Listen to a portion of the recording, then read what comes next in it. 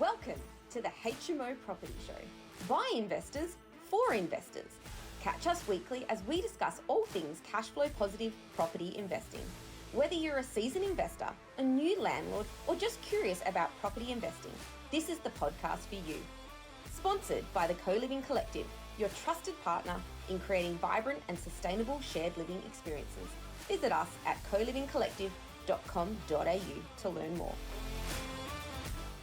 Welcome back to the HMO Property Show. I'm your host Neil Gibb, and today I'm bringing you something a little bit different, because it's not all about the hustle and the grind and the constant learning and stuff like that, although I do love that part of being in the position that I'm in and doing them type of things, right? I go for walks, I listen to audiobooks, I'm in the gym, I listen to audiobooks. But when I'm having a bit of downtime, especially if I go back to 2014, 2015, when I first started the real journey of personal development, I actually started to feel a little bit guilty when I was sat on the sofa and I was watching TV. And to combat that, because it still plays a little bit of a part in me there, I try to watch documentaries or things on Netflix, Amazon Prime, whatever medium you want to use or whatever channel you want to use. But I start watching things that kind of inspire me or educate me so that I don't feel as guilty when I'm sat on the sofa for a few hours just watching something, just so I can switch off and not really think. But in the same time, I'm still absorbing lots of useful and educational content at the same time. So today I'm going to bring you my top 7 documentaries on Netflix, also followed by my top 7 movies on Netflix, and I'm also going to share with you the next 7 things that I'm going to be watching over the next few months. I mean, I don't watch TV a lot, to be honest. During the week, on a night when we put Freddie to bed, I'm normally reading for an hour before I go to bed. But these are kind of Friday and Saturday, maybe Sunday night treats for myself and Joe. And Joe, I'll be honest, Joe doesn't love this type of stuff. She would much prefer to watch a rom-com, a real feel-good movie, but I'm still a bit of a nerd deep down, and I love to be inspired, feel inspired, and see how other people have done certain things, right? So just be careful with some of these things, though, because I've watched stuff like The Game Changers, and I thought I had to go vegan, and I tried it for about 2 weeks, and I was like, this is garbage, it's not for me, I'm going back on the meat. And then I started watching Baby Reindeer, and I was like, what is this thing? It's just some psycho woman chasing some guy down. So look, I want to share with you 7 things which I hope will inspire and motivate you to keep going, because life can get tough on this journey, right? It's not easy, and every stage that you get to requires more from you. You need to get to that stage, potentially learn from some mistakes, level up, go again, learn something new, keep going. It's like a computer game, right? You start off at level 1 and then level 2, and it gets harder and harder as you progress through these levels. And if you want to complete the game of life or the computer game, you need to get better and better and better. And hopefully these things that I'm going to share with you today can help motivate and inspire you to chill on the sofa and have some popcorn, but still be kind of doing the right thing, right? Because proximity is power. And they also say the 5 people that you spend the most time with, you become the sum of. And I believe this about the things that you're watching and feeding your brain as well. So if you're constantly watching garbage, what's that thing that Joe likes, where they're all dancing around in bikinis and it's like Big Brother, but they're on a beach, they're on an island somewhere. Absolute garbage. You will never catch me watching that in a million years. I generally come in and switch it off. She doesn't like it, but look, we're different people, right? She has different ways to relax than me, and that's fine. So 7 documentaries which I think you will get some inspiration and motivation from, in no specific order. I couldn't really put them in order, but first and foremost, it was my number 1 book, and then his documentary came out. I've watched it 3 times. It's Arnold. It's all about Arnold Schwarzenegger's journey, and it's broken into 3 parts, the same as his autobiography is. So it's all about his weightlifting career, then it's all about his movie career, and then it's all about his career in politics when he was in the California General's office. Excuse me. Really, really good book. You see a lot of Arnold in there as well, a lot of him talking, which growing up, I actually didn't like Arnold too much for some reason, but now being in the position that I'm in and doing what I'm doing, the mindset on this guy is insane, which is why he's achieved so much in his life in different areas. And if you just take a little snippet of what Arnold does and what he says and how he acts and how he thinks and visualizes things, then big things can happen for you, right? Maybe not as big as Arnold, but you never know. He was just a guy from Austria, right? Number 2, Inside Bill's Brain. It's Decoding Bill Gates. And this is a really interesting documentary, right? Because it follows Bill Gates around and, again, gets some time with the guy. You can see behind the scenes of how these people work. How do you build one of the biggest companies in the world, if not the biggest company in the world at one point? Probably isn't now. But how do you build that? How do you have the vision and the drive and take that company to the heights that he did, and understand that his dream of every house having a personal computer in there, when there was not one computer on the planet, but he was driven so much by that dream that he became the biggest company on the planet, right? So it's insanely good, really, really, really good. And then I'm going to follow that up with, there's 2 on Steve Jobs. There's one called The Man in the Machine and one called One Last Thing. 2 different documentaries, but both worth watching, again, to see just how Steve Jobs operates. And you'll notice that Steve and Bill, 2 totally different people, right? Bill was a full-blown nerd, and Steve was just like a big picture thinker, inspirational type of guy, also pretty ruthless as well by the sounds of things. But yeah, well worth watching. Steve Jobs, The Man in the Machine, and One Last Thing. And although I've said this is my top 7 Netflix documentaries and movies, they might all not be on Netflix. They could be on Amazon, they could be on Apple TV. I probably should have noted that for you guys, where you can actually watch these. Apologies in advance, but I haven't got that for you. Number 1, 2, 3, 4 is, we're all a big fan of him. I think everybody likes Tony Robbins. It's Tony Robbins' I Am Not Your Guru. So this follows Big Tony in all his behind the scenes preparation for Date with Destiny, and it also has a lot of the Date with Destiny content, and you can see how he operates. Now I've done not Date with Destiny, I've done Unleash the Power Within, but I did it online. I still haven't done an in-person Tony Robbins event, but just from his podcast and his YouTube channel and the content that he shares and watching Unleash the Power Within, I still put Tony up there with one of the people that's had the most impact in my life and career, without actually, I've only paid for one of his things, Unleash the Power Within. There you go. And I did it from the sofa, and I'm pretty sure it was in the middle of COVID. Was that Tony Robbins, or was that Kerwin Ray? Can't remember. Either way, I remember doing it on the sofa, and it was when we lived in Mill Point Road. So there you go. Great movie, very, very inspirational. You get to see again some behind the scenes stuff from Tony, but Tony's Tony. Like how you see Tony in his events is very, very similar to Tony sat on the sofa with his wife Sage. Just like a really, really good guy, humble, full of love, full of passion. Really, really worth watching. Next, I've got Elon Musk, Return to Space and The Real Life Iron Man. Again, 2 different documentaries, but both well worth a watch. And you get to see, again, how Elon thinks and operates. He's an interesting character, Mr. Musk. Just thinks differently, right? Totally differently to everybody else. Well worth watching. And there's one where he goes to space as well. So the one about SpaceX, I might not have put that on. Oh, Return to Space. Oh, there you go, Mr. Gibb. The coffee hasn't kicked in yet, guys.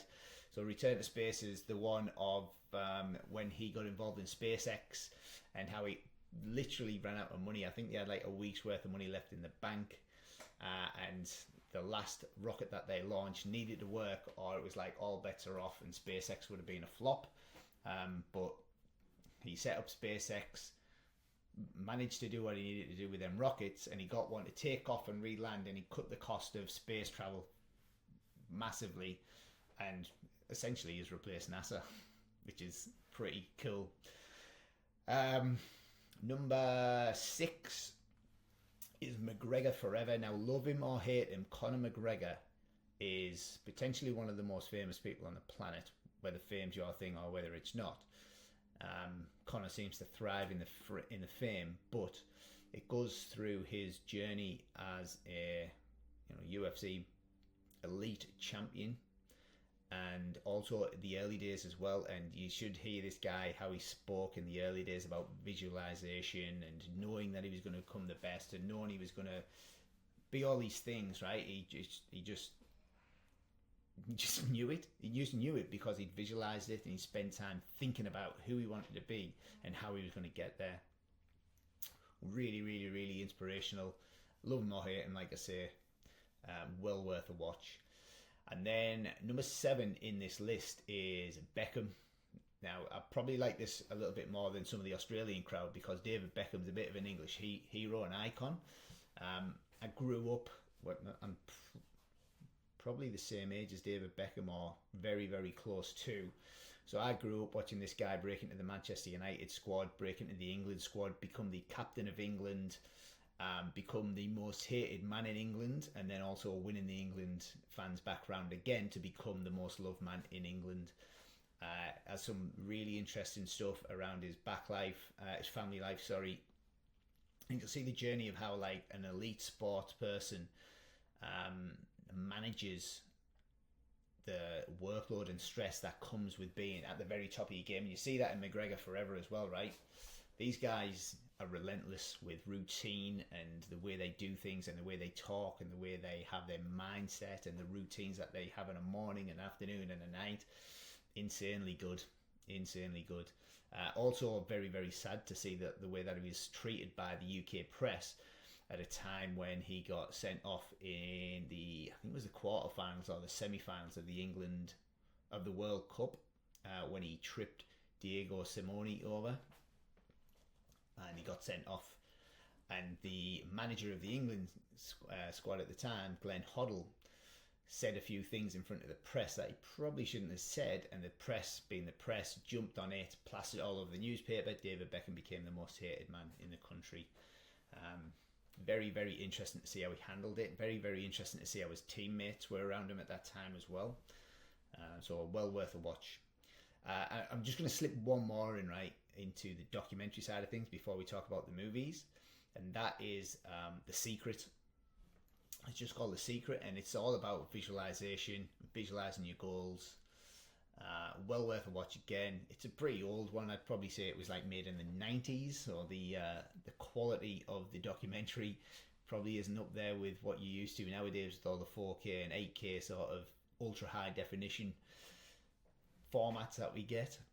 But well worth a watch just to understand like the way you can visualize your goals and how powerful that actually is. Okay, so that's the top 8. I'll run you through them again later on, just in case you didn't grab a pen in time. Now, my top 10 movies, or my top 7 movies, sorry. Again, inspirational, motivational. I'm not going to be telling you like something that is just a Hollywood blockbuster like Terminator, for instance, or something like that. These are all, again, around iconic people or iconic brands or iconic businesses, or just ways that you can alter your mindset. Now, these are movies, guys, right? They've all been given a little bit of a Hollywood twist, so it probably didn't happen exactly as the movie portrays it. But on a Saturday night, when you've got a bag of popcorn in your hand, you don't particularly care, do you? So, number 1, and again, in no specific order, it is The Founder by Ray Kroc. And this is all about how Ray Kroc actually didn't invent McDonald's. 2 brothers actually owned McDonald's in a small town in America. Ray Kroc turned up, seen how they were producing and systemizing the burger business, and Ray Kroc took that business and grew it to one of the biggest businesses in the world that we know today, which is McDonald's, right? You see them absolutely everywhere, franchised all over the world. No matter where you go in the world, there's a Macca's, right? Not that I'm a fan of Macca's, I don't particularly eat it. The coffees are pretty strong if you ever need a coffee from there in the morning, but the food itself I'm not a big fan of. But the actual business model, the process and systemization of a model that's just scalable to the fact that they can just drop it down and just produce the same results all over the world is incredible. So they're founded by Ray Kroc. I've already given you 2 Steve Jobs documentaries, but the actual Steve Jobs movie with Ashton Kutcher in is also very, very good as well. So that's well worth a watch.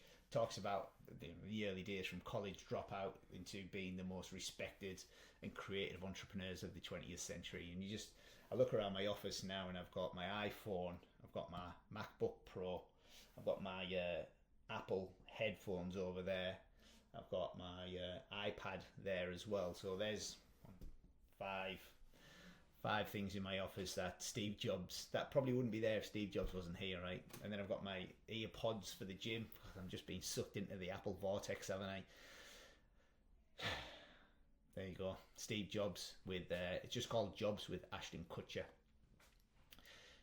Number 3 is Air. It's all about the story of Michael Jordan and Michael breaking into the NBA league, and then Nike taking a punt on him because he was supposed to be, or was going to be, the up and coming star. And I'm not going to spoil it for you, but basically Nike took a punt on him, but there was a little twist in there that somebody slipped in, right? And at the back end of the movie, you get to see how much money Michael Jordan makes on an annual basis right now from Nike, and he earns more in a year from Nike than he did in his full basketball career. Well worth a watch. Michael Jordan's mother should probably pat herself on the back if she's still alive, because she had a very inspirational part to play in Michael's journey and also wealth creation as well. Well worth a watch. Right, next is BlackBerry. If you remember them little BlackBerry phones, I think they were one of the first smartphones that we got, and they had a little ball in the middle and you could send emails from them. When these things came out, I didn't even know what an email was. I just left school. I was an electrician. All I needed a mobile phone for was to ring somebody and play Snake on the toilet. Remember Snake on the Nokia 3310? That's all I used them for. And when I seen one of my friends, called Michael Lemon, he had a BlackBerry, and he was like, "Oh, I can send emails from this thing." And I was thinking, what's an email? And who are you sending them to? This movie, BlackBerry, is all about the rise and the demise of the world's first smartphone. And again, I'm not going to spoil it for you. Well worth a watch. Really, really good. I think I've seen that twice now.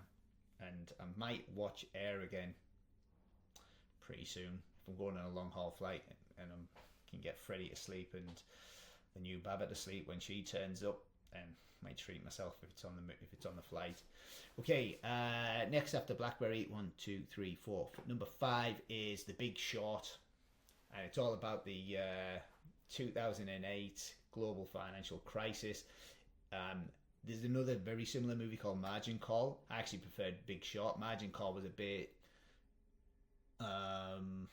it was like intense, but I didn't feel like much happened. But The Big Short, really, really good.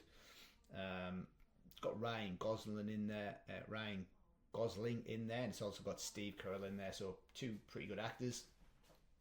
And again, you get to see how this all comes out. If you don't really understand how the GFC works, this explains it in a really good way, and you get to understand how and why the GFC happened, and more importantly, how a lot of people made a lot of money on the way that this happened as well.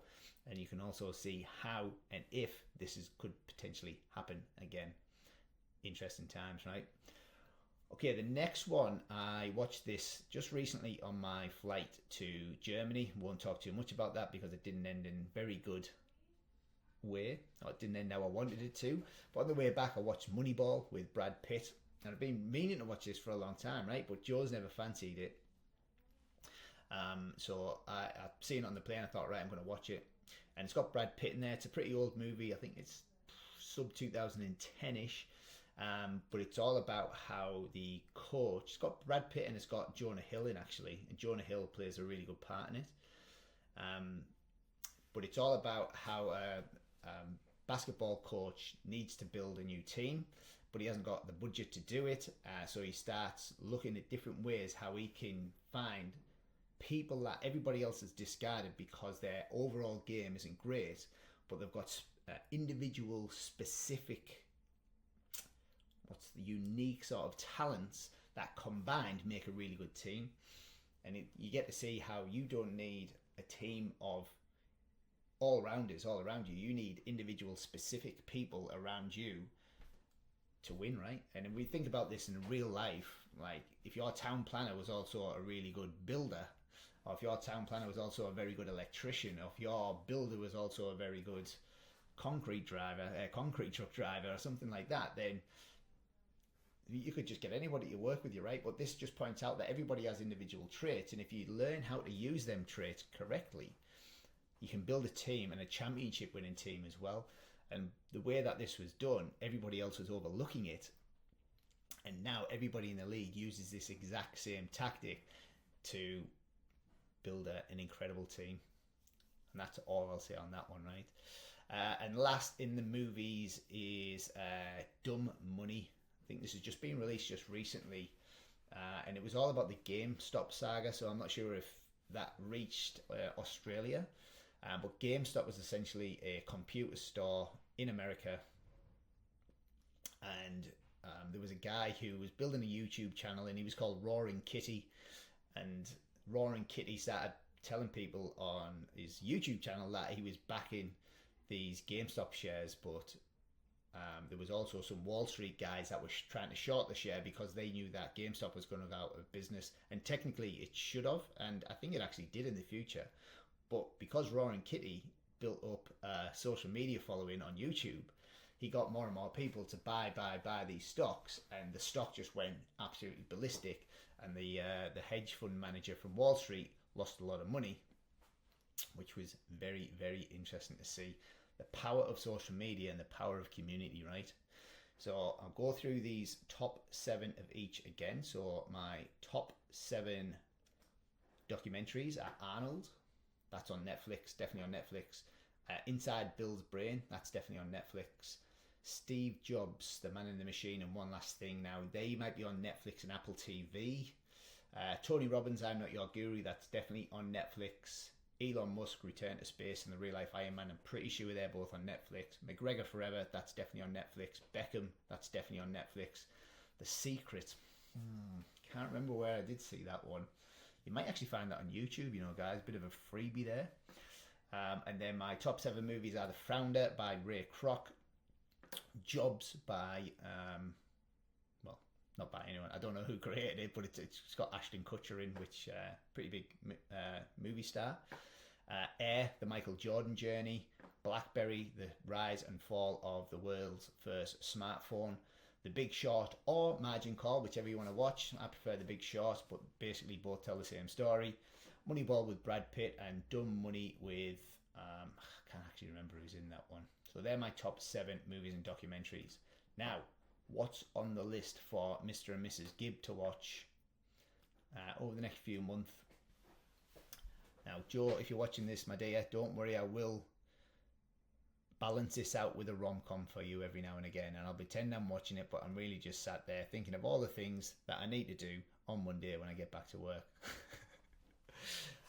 So the next 7 documentaries or movies that I'm going to be watching is, and again, in no specific order, but I'm going to watch a documentary on Senna. And Senna was the Brazilian Formula 1 racing driver. I'm pretty sure he won a few world championships, but then he actually died at a young age of 34 whilst he was doing what he loved best, which was racing driving. So that's apparently a really, really good documentary to watch. Very inspirational. After that, I'm going to be watching Super Pumped, The Battle for Uber. So this talks about the ups and downs, not only of Uber itself, but also of Silicon Valley, where a lot of these businesses are born and grown, scaled and invested in. So I'm going to be watching that. After that, I'm going to be watching The Mind Explained. So as I'm getting further through this journey, and I'm learning, you know, working with people like Ryan Tuckwood, I'm going to say working with people like Tony Robbins there, but I'd be absolutely lying. So listening to the people like Tony Robbins, and just many other people out there that I've been listening to and speaking to, right? There's a fascination around why we do what we do, and it all comes down to our brain and the way it's acting and the way it absorbs certain things, right? So The Mind Explained, answers thought-provoking questions about the mind in 5 episodes, and the series takes a deeper look into the functioning of the mind, and it highlights the suggestibility of LSD, inconsistencies in memories, subliminal meanings of dreams, and more. That sounds very interesting. The psychology of why we do what we do, right? And then I came across this movie slash, what's a documentary slash movie called again? I can't remember. It's gone. I can't remember, but it's called startup.com. So this is about when the internet revolution started up. Apparently it's still really relevant to what goes on today with everything else, especially in the crypto space that's going on. So startup.com is definitely on the list. Also on the list is WeWork, the making and breaking of a $47 billion unicorn. Now, when I first got into business and I was going to a lot of networking events, I came across a few people. The first person I think I seen working in one of these places was a guy called Nathaniel Bibby. He's pretty big on LinkedIn. Went to a few of his live events and we became really good friends. But Nathaniel on that was working from a WeWork studio in Perth, and I didn't know anything about it. There's another guy called Brody Edmondson who is not Brody Edmondson. Brody, I forgot your second name. He also has a very similar business model in Perth, and I forgot the name of that as well. Oh my god, terrible today, guys. But WeWork is essentially the HMO for businesses, right? Especially in the early days when we were doing head leases on stuff.